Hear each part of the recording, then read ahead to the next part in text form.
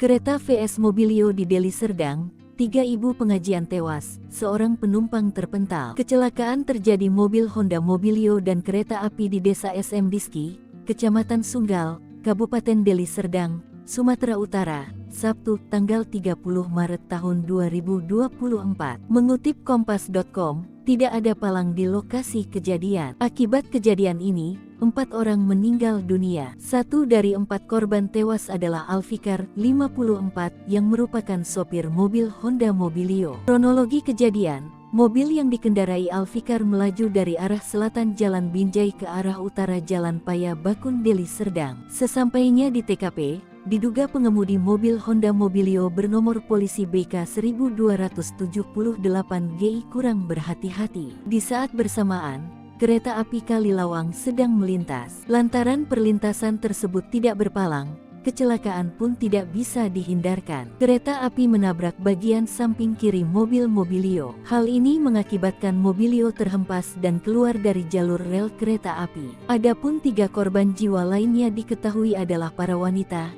yakni Salbiah 54, Supiah 64, dan Lina Susilawati 49. Ketiganya merupakan ibu-ibu rombongan pengajian. Beberapa korban terjepit di dalam mobil, sedangkan seorang korban terpental. Warga di sekitar lokasi kejadian yang mengetahui adanya peristiwa kecelakaan langsung berbondong-bondong mendatangi lokasi kejadian. Tak berselang lama, para korban yang dalam kondisi terjepit berhasil dievakuasi warga seluruhnya dalam kondisi meninggal dunia.